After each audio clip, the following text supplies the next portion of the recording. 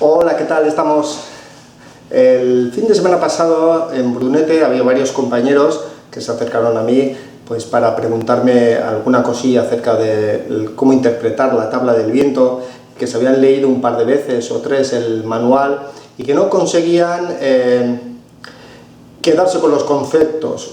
No es nada fácil, hay que tener en cuenta que hay que ir bastante al campo de tiro para interiorizar toda esa teoría. Y mucho de lo que hay ahí es teoría que no vamos ni siquiera a poder controlar ni aplicar. Simplemente nos va a servir para saber por qué ocurre determinadas cosas y nos tenemos que adaptar. Eso lo voy a ir explicando a lo largo de varios vídeos. Antes de nada, tenéis que tener en cuenta que si esto es un quilzón de 4 centímetros, solamente tenemos 3,5 centímetros de margen de error para corregir el viento. ¿Por qué 3,5? Pues porque como el balín, que mide 4,5, pegue la mitad del balín, te pegue en el borde, no derribas el blanco ni queriendo, sobre todo si son Techno-Target o no cover, es decir, no debiera.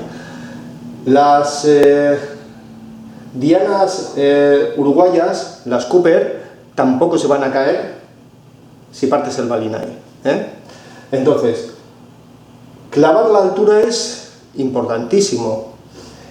Por eso los PCPs, sobre todo la gente de PCP, se come tanto la cabeza e invierte muchísimo dinero y tiempo en visores. Es una pena, porque al final pues vemos que los blancos entre 45 y 50 metros, el margen de error que tú tengas en telemetría es lo que te va a permitir de margen de error en viento. Porque si nosotros quitamos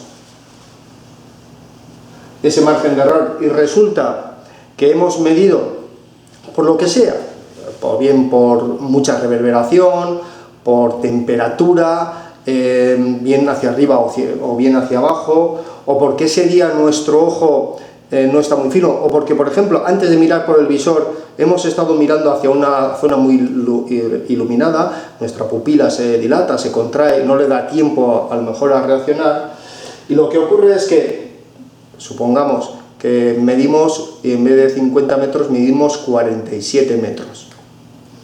Bien, con 47 metros el margen de error que tenemos ya te viene aquí.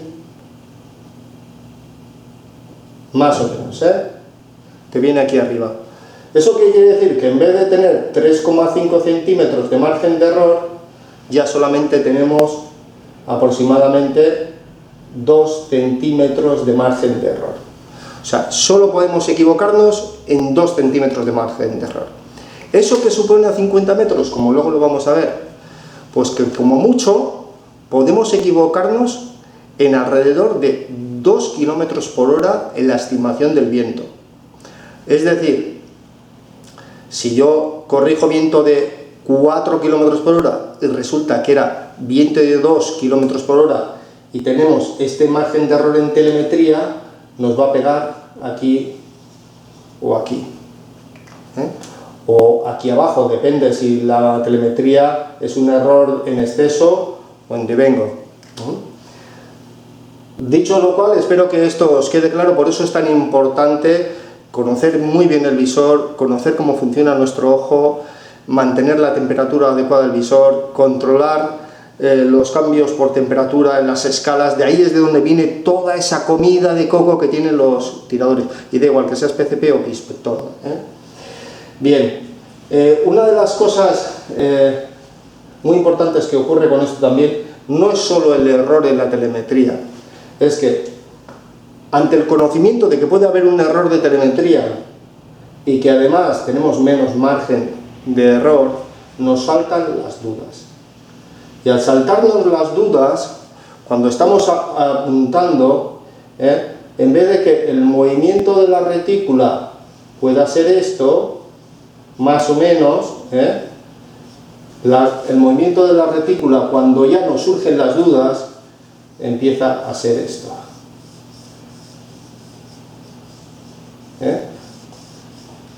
Empieza a ser esto. Por eso digo que las dudas matan. Recuerdo, por ejemplo, un compañero en una competición en el Mundial el pasado, el de Lisboa, que me decía que tenía un error de 2 clics a 50 metros. Y yo le decía, 2 clics a 50 metros son aproximadamente 5 milímetros.